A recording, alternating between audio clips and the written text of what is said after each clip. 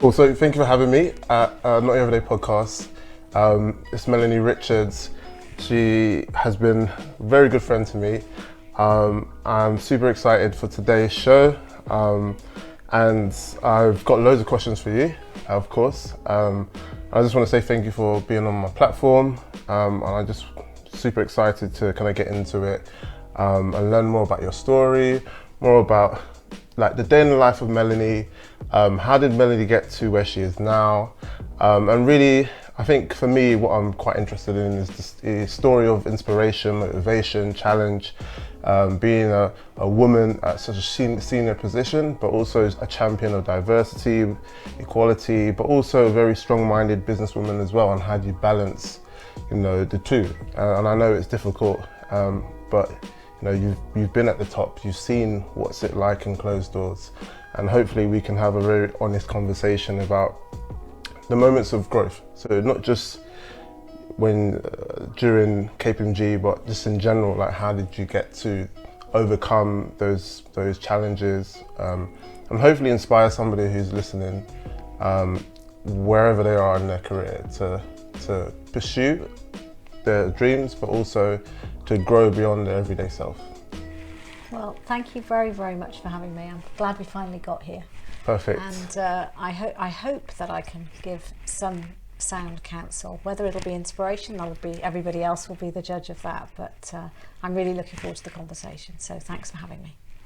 No worries. All right, cool. Highlights of your life story in 1 minute, so people who don't know you has got a quick glimpse about who you are as a person. Okay. So I'm going to start the clock, and if it goes over a minute, it's fine. Let's just do it. All right, cool. 3, 2, 1, go. Starting with the most important thing in my life: 3 men. Okay. My husband, Nick, and my 2 boys, Edward and Christian, 24 and 21. The most important thing that ever happened to me, in that order. And I guess very other brief life things.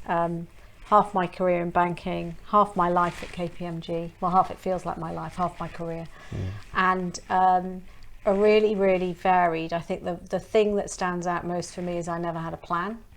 And anybody who thinks you can have a plan, particularly in this world, I think you can have a little mini plans, but you can't have a big plan. And I'm really glad I didn't have a big plan. Other things about me that you wouldn't know: I like singing. And I used to do it more than in the shower, but now it's just in the shower. Me too. And I care deeply about how people feel. So I don't know if that's what you wanted in your minute, but that's what you're getting. Okay, perfect. So you was, if I stop That's probably it 40 now. seconds. Oh, just over a minute. Come on. No, look, but it's 1 minute, 1 minute, 1 second.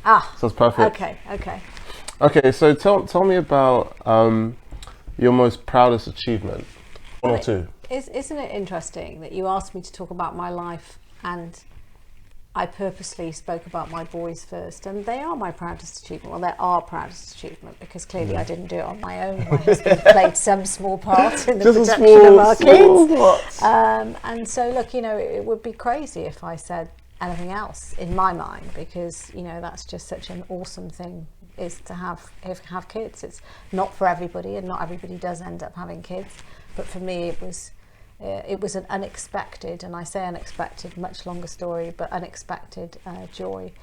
And I think the other proudest achievement, I suppose, is I just look back on my career, and even in the last 6 months, there have been many moments, but the last 6 months I ended up, as you know, Olu, running KPMG for a period of time, and I would have loved to have done it in different circumstances, not because Bill, our chairman at the time, had COVID, but I had a great time pulling together a fantastic leadership team and working with a bunch of great people, and watching the people across our business really respond in ways that I couldn't possibly have imagined, and people continuing to do so.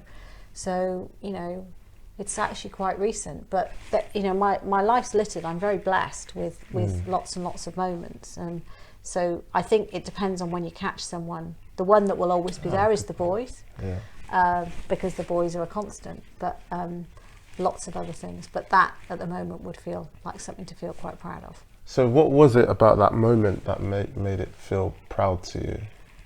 Well, you know, I hate to use the word unprecedented, but who knew we were going to move 14,000 people online?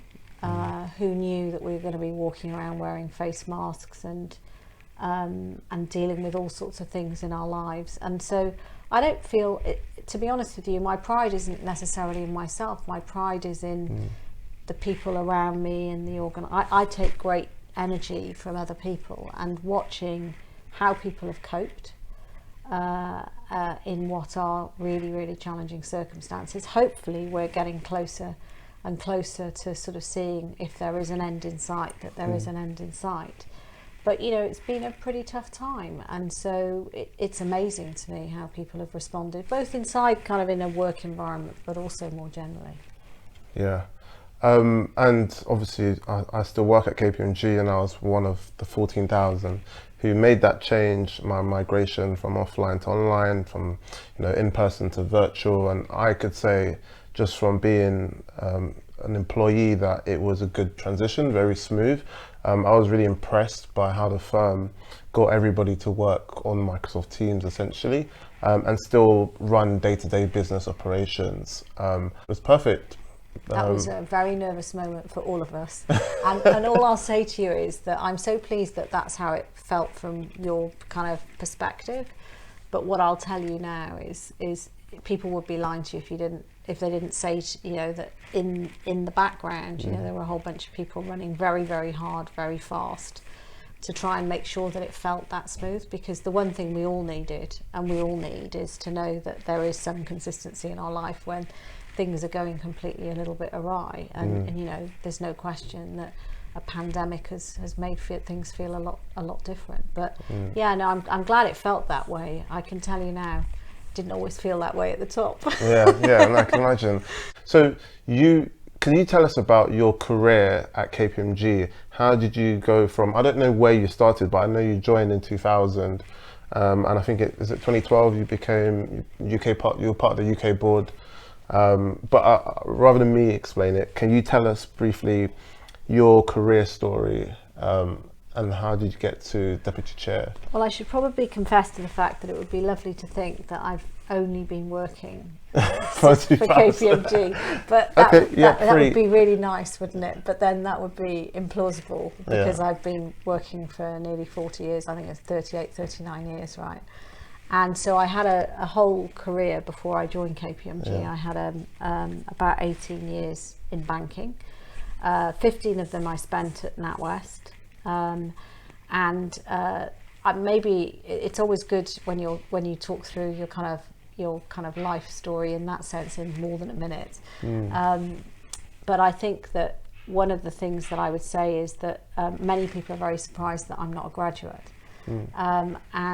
The reason I'm not a graduate is, and this story starts in a pub, so I'm embarrassed to say, but I'm Welsh and I love rugby, and I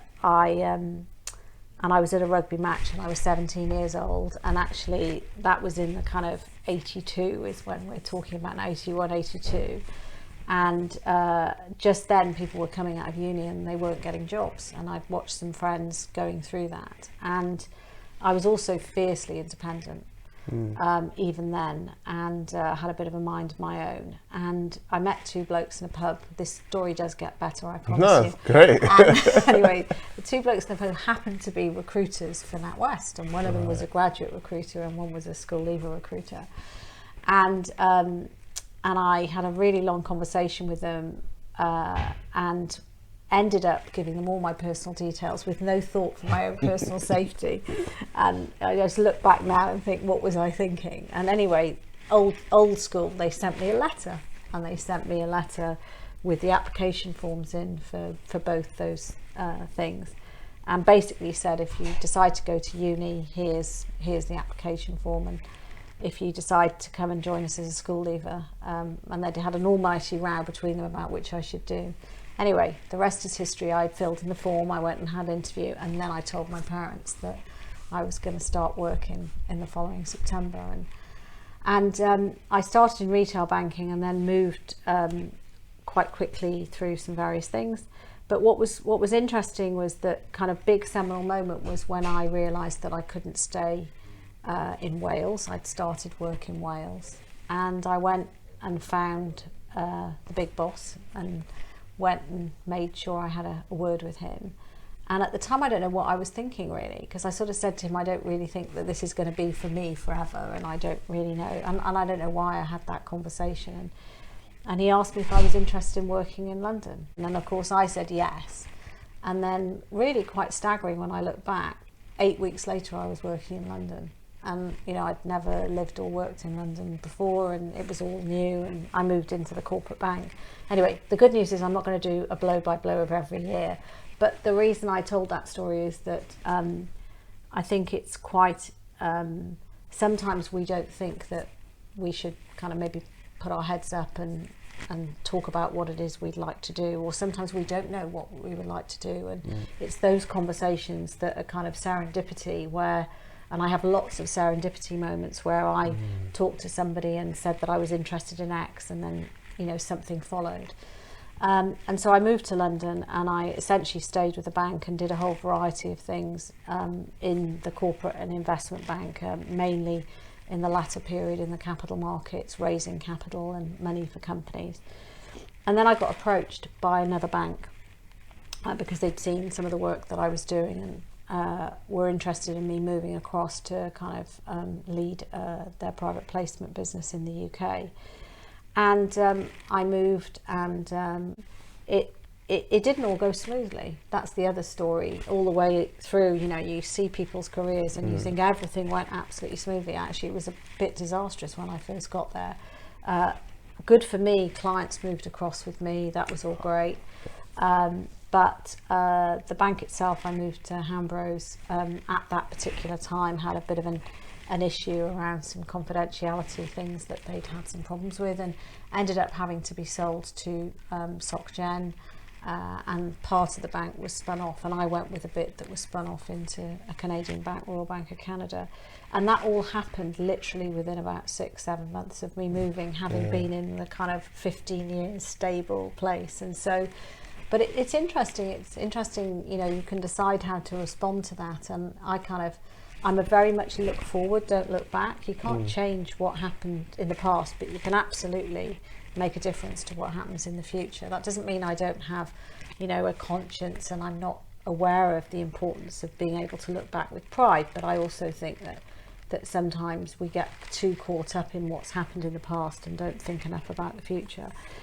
And that stood me in good stead. And then I was only there with that group of people who, fantastic, you know, influence on me, but it was very clear that it wouldn't be my final resting place, largely because I felt very strongly about being able to give clients utterly independent advice. And lo and behold, KPMG came along and approached me to see if I'd be interested. They were just setting up a debt advisory business, and I kind of was a bit quizzical. KPMG wasn't a natural place. You know, should I stay in banking? And I never looked back, because I found a place that had the same values as me, that wanted to give that sort of independent advice to clients and so forth. And I joined, and essentially the first, I guess, 7-8 years, 9 years probably, I was very heavily focused on being in the market, you know, giving advice to clients. Did some great, amazing work with some great, amazing people. And then I suppose a coincidence of I was taking more interest in, you know, my position. You mentioned my passion around equality, and it first sort of manifested itself in a sudden awareness that as a senior woman in a business, actually, I needed to have a voice, and I needed to really, I wouldn't say use my position, but take my responsibility seriously in terms of what influence could I bring to bear. Having had the benefit of a career that had taken me into a senior position, I was a partner not long after I joined, and so I sort of became much more aware of the need for me to use that voice, and that happened both inside and outside of the firm. So around the same time, I guess a decade ago now, I was part of a very small group of women who, with Helena Morrissey at the helm, established the 30% Club to push for more women in the boardroom, which at the time I don't really think I really thought about as brave, but now I look back, you know, and now it feels quite normal that we talk about women in the boardroom and so forth. But at the time, you know, it wasn't really a subject. You know, you think we only had 9% women in boardroom when you consider that 50% of the population are female, pretty poor. And we're now I'm proud that we've got to, you know, beyond 33%. But keep moving forward, and there are many other facets now we need to work upon. But I think that sort of got me more interested in leadership and taking a kind of slightly bigger role in the firm, which is then how I ended up being nominated by the partners to join the board, and then subsequently becoming vice chair, deputy chair. And the privilege of that has been to not just, I suppose, take the leadership role, but also to learn so much. You know, one of the things, I can't remember who said it, you know, life's not a destination, you know, it's not, you don't end up stopping. And as you know, I've just stepped down as deputy chair of the firm, long planned and not quite the exit I planned with COVID going on. And now I see myself as moving, you know, at 56 into my next chapter. So it's said so many powerful things there that resonates, that's interesting. You know, one of the things you mentioned was about serendipity moments, and just using that to make decisions, and not always having a plan, but just going with intuition, going with just how you feel. How do you deal with that, those moments, when you are faced with other people telling you what to do, and maybe you see other people doing a certain path? What was the things that allowed you to make decisions? What I'd say is that as much as, you know, you end up having, you agonize over these things, at the end of the day, you listen to all of the advice that people give you, but then ultimately you have to go with, I'm increasingly measuring things on what's going to give me joy, what's going to make me happy, what's going to help me feel like I'm still contributing. And maybe I'm in that place particularly at the moment. But I think the other thing is also, you will make mistakes, right? And so my move from NatWest wasn't a mistake, but boy, it felt like a mistake at the time. And you're defined not by necessarily making all of the right decisions, but you can be defined by how you handle the situations in which you find yourself as well. So I suppose that's a rather long-winded way of saying to you, when people look back on other people's careers, they always look a lot simpler and easier and more planned than they ever were. And actually, when you're in the middle of it, you know, it's okay to feel, you know, a little bit apprehensive or indeed fearful about it. But amazing. So you mentioned about being able to move from one place to another, but not having a degree. So you took the employment route straight after school, and you built your career from that. How have you managed to face into discussions, perceptions about an individual who doesn't have a degree but is working in a very in a professional world where nearly everybody's got a degree? In KPMG, it feels like that.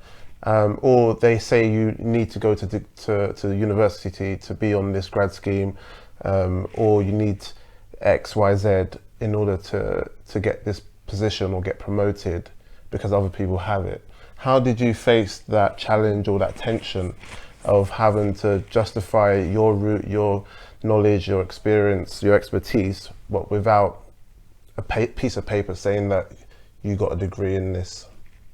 It's really interesting. So look, let's not diminish the value of a degree, and let's not diminish the value of education. I happen to have just come via a very different route, and I do think actually the kind of the pendulum swinging a bit not away from graduates and degrees, but having a more open mind about the different paths people can take into an organisation.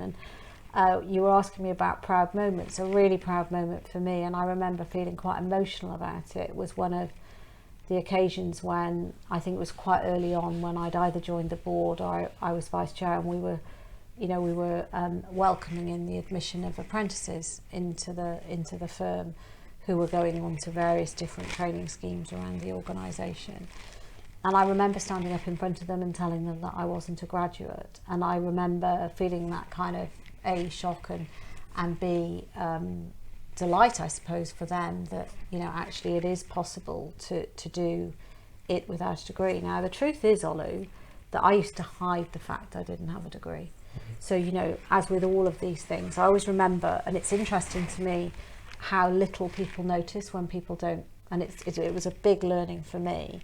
When people don't speak and they don't say anything, typically it's because people don't notice sometimes. And what used to happen was, I'd be in a group of people when I was, younger, and they'd be talking about which university they went to and university life, and it wasn't a conversation that I could participate in. And I learnt very quickly that all I had to do was be silent. And it was interesting how few people noticed that I wasn't participating in the conversation. It was a big learning for me about how can you be inclusive if you're not listening and noticing how other people are feeling. And I suppose I'm thankful nobody really did ask, and I never had to explain myself. But it's quite interesting. And now, of course, I talk about it a lot, partially because I feel a little bit of a responsibility, about having hidden it for quite some time. And I didn't hide it because I was ashamed of it. I hid it because of all of the expectations that you describe, that come along with, those labels that people give people.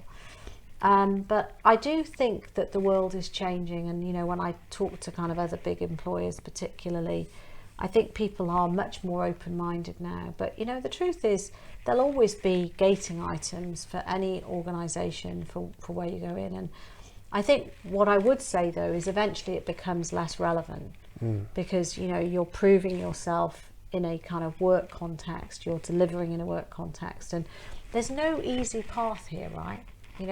When people say to me, what's the secret of success? Well, I do start with hard work, right? And delivering. So, when people are asking you to deliver good quality work or whatever else, that's the stuff that gets you the attention. So, I think serendipity does play a part, but I think also your track record and how you show up is also a factor in what people think of you. And, luckily for me, I moved kind of past the is she or isn't she a graduate into, yeah, she delivers great work, and people notice that more than what was written on my CV. And that happens, it does happen for everybody eventually. So that is, I would call that for you, if you don't mind me saying, a proud moment, because you were able to not shrug off, but also just not allow yourself to be stigmatized, and you didn't allow yourself to be labeled. And you had the confidence and eventually to kind of come out and say, look, I don't have a degree, but look where I am and look what I've done. And for some people listening as well, they face some of those conversations and those questions in life.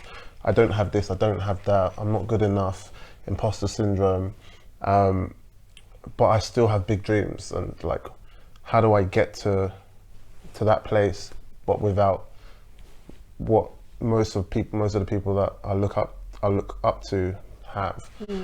So how did you kind of explained anyway that you got the confidence, but in more detail, because this is a growth moment, how did you overcome imposter syndrome, if you did have any, whether that was in the workplace at KPMG or before KPMG?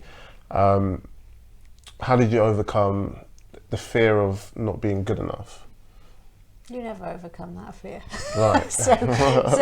so look, I hate to burst the bubble, but imposter syndrome is really interesting to me, that this notion that nobody has imposter syndrome, that you reach a point where you don't have imposter syndrome.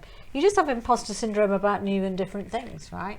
Because in a sense, it's when the insecurity becomes unhealthy that it becomes a problem. But in a way, you know, anybody who believes their own Kool-Aid, that they are so good, that they haven't got things that they can continue to learn, or that they're not worrying about, it's when it tips over into the unhealthy that it's a problem. And in some respects, I hate to say this, there is a healthy amount of imposter syndrome that we all need to have to keep us on our toes, to keep us moving forward, etc. So that's kind of a little speech on imposter syndrome, that actually don't think that well, this is my personal perspective on it. I don't think we should be striving to extinguish it completely, because then where is our humility, and where is our humanity, and where is our reality about who we are and what we are? And I'd like to think I've never lost sight of that. I think I'm very lucky. I talked about my husband. He keeps me super grounded. You've met him, right? He keeps me super grounded. Yeah. And you need people like that around you. Otherwise, you know, you do start drinking your own Kool-Aid.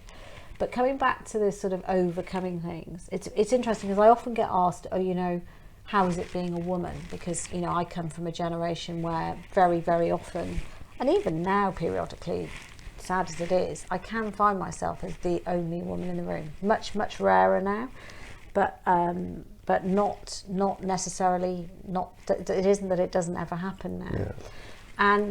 And what I would say has helped me, I've looked back and thought, how is it that I have navigated some of this stuff? And whether it was purposeful, I don't know, but I think I sometimes ignored the fact that I had labels.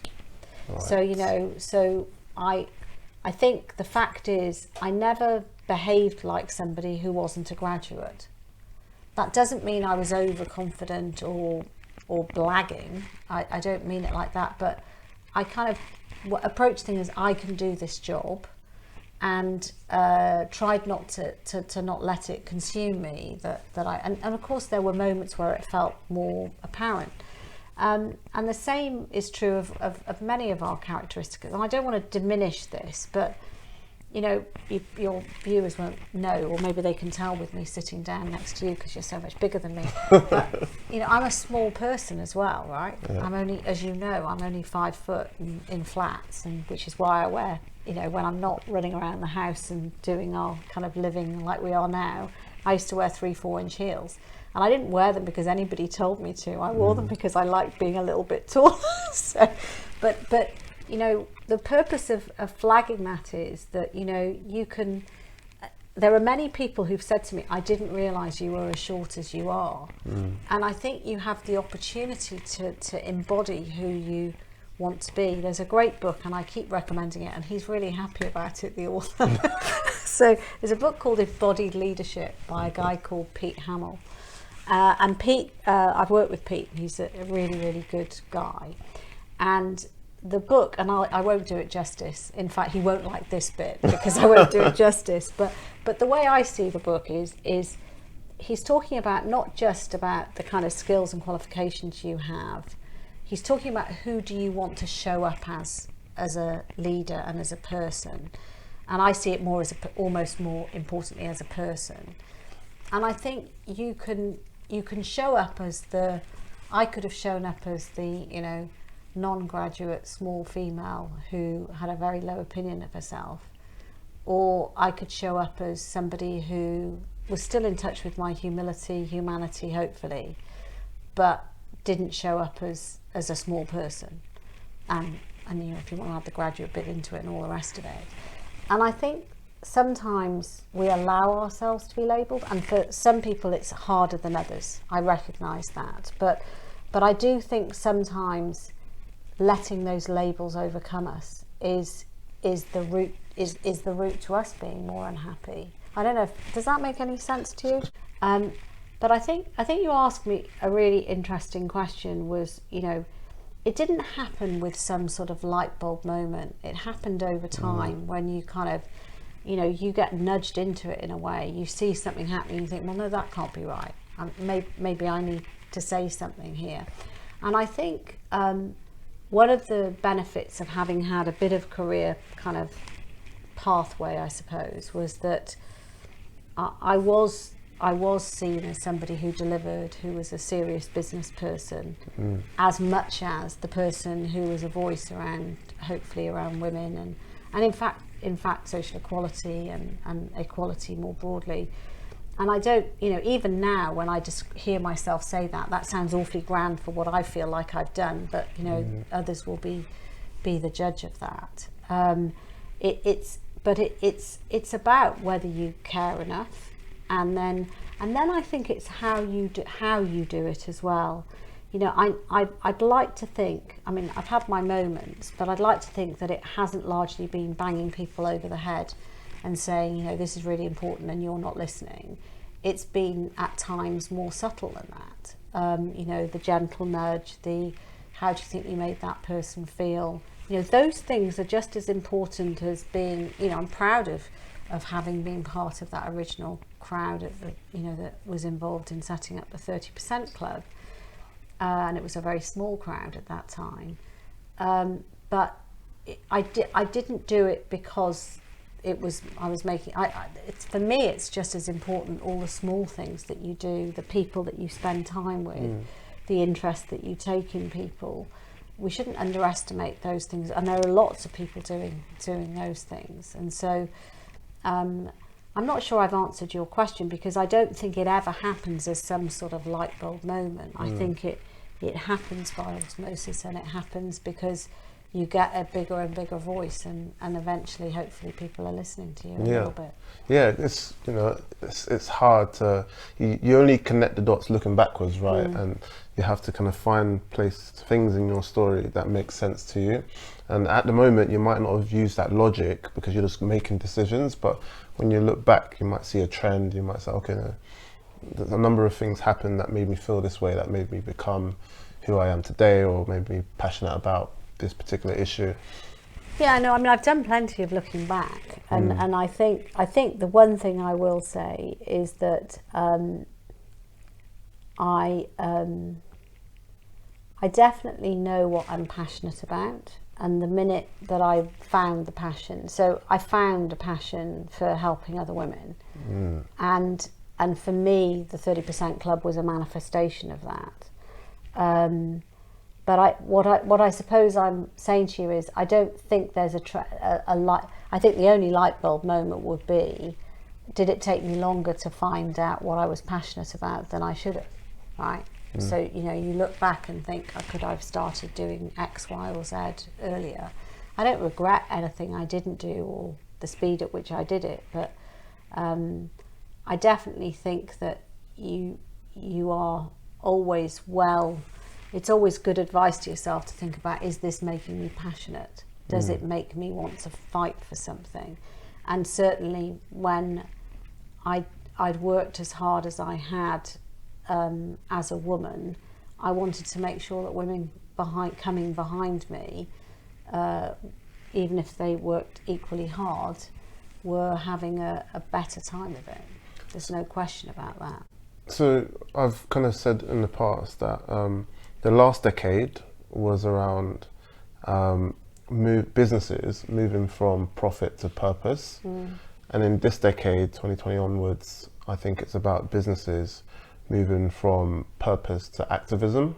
And we're seeing a lot more CEO activism. Just recently, Sainsbury, Co-op, CEOs coming out to say that they don't stand with racism.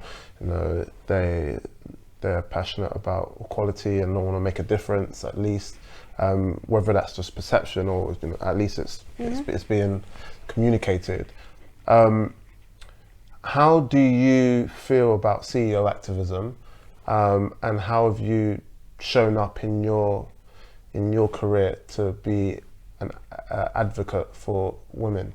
And a second part to that question is why? Why do you think you have to do that if you've done it? Well, I think what you're really hitting upon is what is business's role in society. And we can have a debate about whether you call it activism, But I would say, I think companies, I think the pandemic, I think Black Lives Matter, I think there've been this confluence of things over the course of the last 6-12 months that have made businesses understand how important it is for them to work out what their role is in society. And I'm not suggesting that they didn't think they had a role in society previously, but I think if you want to call it activism, I think they are starting to see, and some companies, everybody was in a slightly different place on this, they're starting to see that role is critical, not just from a social justice perspective, which, by the way, I think should be a big driver of company behaviour, and I think doesn't get talked about enough, but as a driver of, customer engagement, and in fact the whole purpose of why the business is doing whatever the business is doing. So I think we're seeing this very much, this blurring of the edges between, I think historically what happened was that, and I've talked about this, which is, there was this blur, that there was this sort of government did this and business did that. And those edges got super blurred during the last 6-12 months for all of the reasons that we know. And I think they will continue to remain blurred, because I think the scale of some of the challenges we face as a society, whether you think about climate change or whether you think about the distribution of wealth, not just within the UK but across the world, all of those questions are now being raised, and they are not going to get solved by a single government or a collection of governments. They're going to require proper effort across multiple facets of life, which includes business. And I think the businesses that sit on their hands and stand on the sidelines on any of these topics, whether it's equality, climate change, etc., are going to get left behind, because I think they are the single biggest issues that we face, aside from, and the one I'd add on, which is less of a, well, I suppose I think is a societal question, is technological change. How are all of these things going to play into who we become as countries, who we become as human beings, interfacing with each other? So in a sense, I actually believe, and I know, a number of CEOs who, if you had them sat on this sofa with you, would feel as passionately as I do about the role that leadership will need to play. But in a sense, there's going to be no excuse for those that even aren't thinking like that right now, because that's the direction. Well, that's what I hope is the direction of travel. I believe that it has to be the direction of travel. And I think then the question is, how does that manifest itself? How do companies and businesses show up?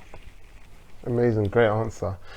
My podcast is about growth moments and the moment you decided to level up, transform yourself. And you've spoken about a number of those different moments. But were there any challenging moments that you had to overcome in any part of your career? There've been disappointments.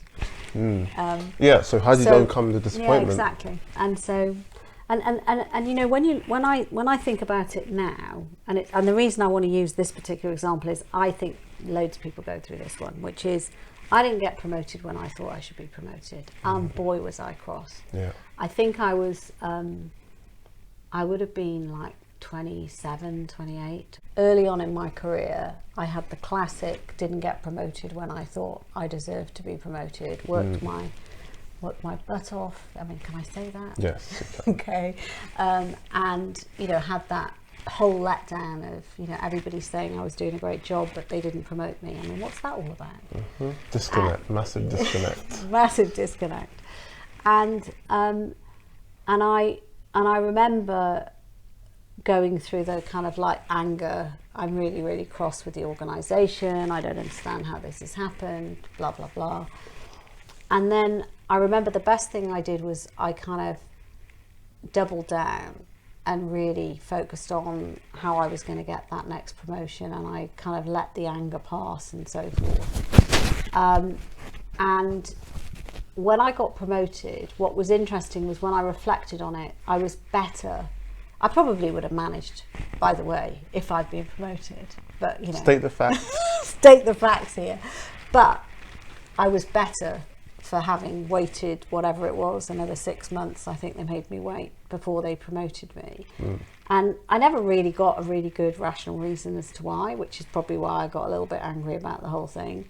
And I'm sure for listeners this may be familiar territory. But I think that what I would say is that you can't get defined by your disappointments. You kind of have to be defined by how you react to those disappointments as much. And I remember I kind of gave them no reason to not promote me the next time round. And not that I ever thought there was, as you can see, I'm still holding it here, right? There's still no reason why they didn't promote me. Exactly. But on the other hand, I can see that I was a far better equipped 6 months later. And so I have to acknowledge that. So what you're saying is that you're not defined by your disappointment, but more about the reaction of how you choose to face into that. Exactly. And was that just through conversations with your husband maybe at the time, or people around you? What made you have that mindset? I think that being able to look forward, not back, is quite I certainly think when I look at who I am, don't get me wrong, I agonise over things, and I have a little phrase I picked up. I was reading a Harvard Business Review article. I'm sure I've told you this story before. Which one? Which was calibrate, don't catastrophize. I haven't told you that. No. So anyway, I mean, it's not a story. I mean, it was an article that summed up for me that you know that little bird on your shoulder, that person on your soul shoulder who's telling you everything's a disaster, and you start believing them. That's the catastrophizing person. And then the calibrate person is the how do you keep grounded, how do you keep it in perspective, how do you keep moving forward. And I think I've done my fair share of catastrophizing from time to time. I think we all do. But I think that ability to look forward is one that I think I would encourage people to think about. How often are they thinking what they could have done as opposed to what they can do going forward? How did you build your brand? And you can define your brand whatever way you think it's defined or perceived. So first of all, I don't think I was thoughtful enough about this. I'd like to say that I had some big plan, but even now, I mean, probably I don't do as good a job as you do with your brand. No. But in all seriousness, I think the biggest thing for me is how do you stay authentic to your true self? Because I don't think you can be somebody. You have to be you, and you have to work out what at the heart. And so one of the things I'd like to think is that I'm I'm quite an open, authentic person, and I would struggle to be anything but that, if I can put it that way. And obviously, as I say, it's all very well to kind of think about brand, but you will be, people will be the judge of what they describe you as is what your brand is, right? And actually the words I'd use for me, are probably, I hope people think that I care. I hope people think that I'm trying to do my very best in whatever circumstances I'm presented with. I'd like to think that people think that I have a humility about me, but I think they also would see that I can be quite steely, and I can, make difficult decisions and often have had to. And I think what I've just described for you are things that I've learnt along the way. So, I don't think I mean, I know that they tell you should be able to describe yourself in 2 minutes in a lift and all of this sort of stuff, and can you do your... And I agree with that. I mean, I agree with some of those philosophical points, but I think brand is about finding out who you are for yourself and who you want to be in the world. And I think if you can do that, then actually you're not creating a brand, you're just being you. Does that make sense? Yeah, it does. But people need to find their authenticity. Yeah. If they don't know what it is, or then it's hard for them to be their best self. Or But one thing I would say is that what I don't want to diminish is the thinking about how people see you and how you show up. And that's a different question, which is, you know, because one of the things I once said was, you know, I bring my whole self to work, but there are parts of me that probably shouldn't be seen in the office, right? And I don't know quite what I mean by that. It sounds good. No, but what does that really mean? What I mean by that is that you know, you have your professional persona and you have your personal persona, and it isn't that I'm so radical. I don't think you want to be so radically different in those two personas. But at the end of the day, when you're in a kind of, whether it's not even just in an office environment, but you're operating in a business context, it's not the same as, you know, when I'm with my girlfriends dancing, doing whatever it is that I do, and maybe being slightly more crazy than I'd ever give the impression that I'm capable of being in the office. You can't be crazy and professional? Probably not a great combo. Well, but I think you can be fun loving, and I think you can, you know, you can bring lots of who you are, and, you know, whether you've got a sense of humour. My husband, by the way, doesn't think I'm funny, just for the record. Oh, really? I think I'm hilarious sometimes, but you know, apparently I'm not funny. Keeps you grounded. Keeps me grounded.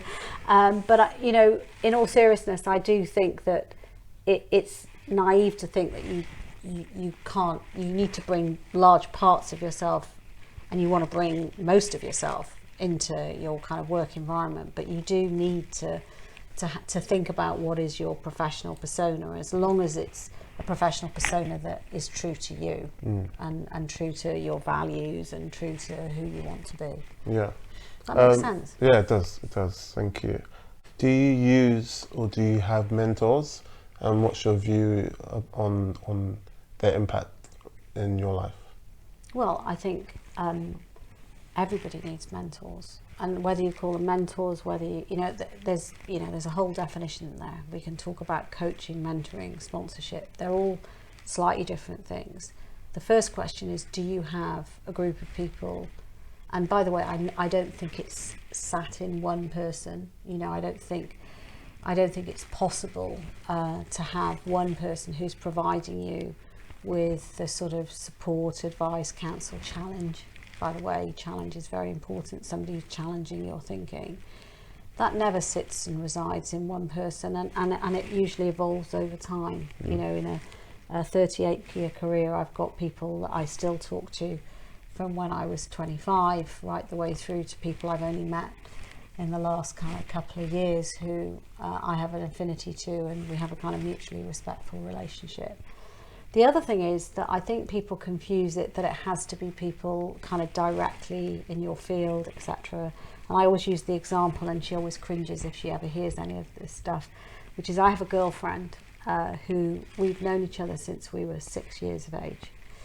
And she's like my closest friend, and our lives could not have taken more different paths. So I have worked throughout. I've had 2 children. I've sort of worked almost constantly through all of that, and she was a very, very, very good midwife and in the medical profession, and gave up work in her late 20s, and hasn't worked since. And yet she has a very full and active life, but she is the one person that I can go to with pretty much anything, and she will be my conscience, she'll be my challenge, and she'll also have, back to keeping you grounded and keeping things in perspective, she's that person for me. And you know, as you may have gathered, I have huge love for her, and you know, she is officially my best friend, and I know 56. I don't know whether you're meant to have best friends at 56, but she is my bestie. Of course you can. It doesn't expire. No, but I don't know. It's just that the notion that you have one best friend. It's just like I've got lots of friends, but she is officially my best friend. Yeah. And I say that because I think sometimes we lose sight of the fact that, you know, yes, of course, I loved mentoring people inside KPMG, and of course I could give them a kind of a very knowledgeable perspective from within the organisation, but sometimes we fail to value the kind of breadth of mentorship that we sometimes need and support that we need. No, that was a good answer, and I like the way you shout out to your best friend, but I like the way that you Helen shout out Helen that you broke down the people that impacted into your life as like whether they're mentors, coach or sponsor. It's really helpful to get that clarity, because some people, you know, they don't know the difference between the three. Maybe you can just quickly clarify what you mean by the difference, and how do you spot the difference in people? Well, I think, well, this is my definition. I'm sure more highly qualified people than me would define it differently, but I think coaching is very often somebody who is there to help you with a specific kind of skill, capability, and has a kind of shelf life, right?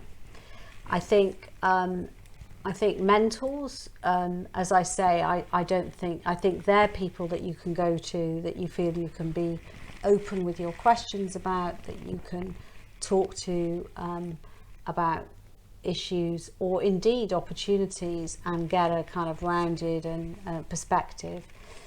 But they are not the people who, unlike sponsors, are going to drive your career. And the thing that people most confuse is mentors and sponsors, in my experience, and particularly if they're within your organisation. And the difference with a sponsor is that they have a vested interest in progressing your career. They have a vested interest in pushing you forward, in giving you opportunity, in taking you with them.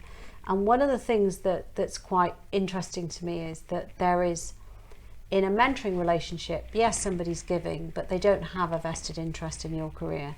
In a sponsorship relationship, they have a vested interest in your career, and they're helping push you forward. And the reason they're doing that is often there's a mutuality of interest. You know, so if I look back, I've had some great sponsors, people who've given me opportunities, but the reason they've stayed sponsors for me is because I've delivered for them. Whereas in mentoring, that relationship doesn't exist. It's purely a kind of developmental, and maybe you'll discuss things and you'll be and you'll feel supported, but they're not going to drive your career for you. Whereas a sponsor isn't going to drive your career for you, but they're going to drive your career with you. And so I think that's, and the reason people sponsor people is typically because they do a good job and make them look good. That was really good. So what books have made an impact in your life? Oh wow, that's a big question. And actually, if you were asking me that question, I'd include fiction, but for the purpose of this conversation, I'll stick to kind of vaguely business related ones. And so I've mentioned Embodied Leadership. The other one, which I've read relatively, so these are kind of things that are recent rather than in the past, was Leadership by Algorithm, which is by a guy called David DeCramer, who essentially the book is, how are we going to lead in a world that becomes so technologically advanced? And, you know, the philosophical questions it asks are about the unintended consequences of us having access to as much data as we're going to have, and how are we going to, and what is the role of leadership in a technologically enabled world, which I think is a really interesting set of questions, and one that is interesting to me. And then very recently, and I had the privilege, and literally this is in the last week, and I'd kind of commend this, it's more of a lecture to read rather than a book, is C.S. Lewis, obviously, Lion, the Witch, and the Wardrobe, C.S. Lewis. He was a great ethicist and moralist and philosopher. And he did the memorial lecture at King's College in 1944. And I think the title of his lecture was The Inner Ring. But I heard somebody talking about it at an event that I was facilitating last week, only last week. And they framed it as the lure of the inner ring. And basically, he asks questions about, you know, what is expected of us as leaders effectively, and how might we be affected negatively about our desire, so much desire to get to the top of the tree, to be part of that crowd. What might we lose of ourselves along the way? And before we know it, we forget the bits of ourselves that we've lost. And he puts it in a kind of an ethical context. And it's quite a read, but it's a really, really worthwhile read, because it comes back to something, I suppose, that I said, and I don't know that I set about it with as much purpose as maybe I should have, or maybe, sorry, I did set about it with purpose, but I didn't do it consciously at the time, which is that holding on to who you are and what you stand for and what matters to you becomes almost more important the older you get, the more responsibility you get. Not almost, it does become more important. And knowing that is a hugely powerful thing to hold on to. Great books, and I'm definitely going to look into those as well. What advice would you give your younger self? Definitely the calibrate, don't catastrophize. Okay. I think just having that phrase in your head helps think about things and get them into perspective. The other thing I'd say is doing things that make you feel really uncomfortable. Because one of the things that's interesting to me is that, and as you get older, and I'm talking now once you get past your kind of late 20s into your 30s, actually the things that you might have done when you were 18, 19, 20, that you thought, oh, well, I'll just give it a go. You get to your late 20s and your 30s, and they suddenly somehow feel like bigger risks and bigger things to do. And I think that inherently trying to hold on to that kind of, you know, not seeing shadows around every corner, and taking life on with both hands is a really good thing to do. And so, yeah, it has to be you know, you have to take calculated risk. I'm not suggesting you'll jump off the side of a building or whatever else.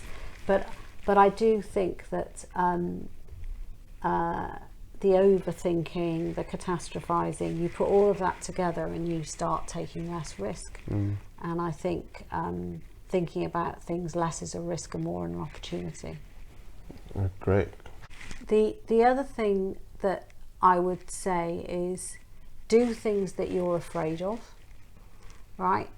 So I'll give you an example of that. I don't mind doing this now, and I don't mind standing on a stage in front of hundreds of people, but I used to hate it. And I literally had to fight the fear of getting up on stage in front of hundreds of people. And so when you see people who do it and you say, oh gosh, they're such a natural, there are those people on the planet, and God bless them, and you know, lucky them. But most of us have to work really, really hard at, and I'm using that as an example of some things that make you feel really uncomfortable, particularly if they happen to be something that people expect you to be able to do as a leader. You kind of have to just go and do them. So that would be my number one. That's a good one. I like that. Thank you, Mel, for joining the podcast and speaking your own truth, speaking through humility, honesty, integrity. Appreciate your thoughts, and yeah, I definitely learned a lot from this conversation, and I hope the people who are listening also learn as much as I did. And yeah, thank you for taking the time to be on the show. Well, it's always a joy to talk to you, and you always ask me questions that make me think. So I've got a few more things to go and reflect on myself, but I really enjoyed the conversation, so thank you, Olin. You're welcome. Perfect.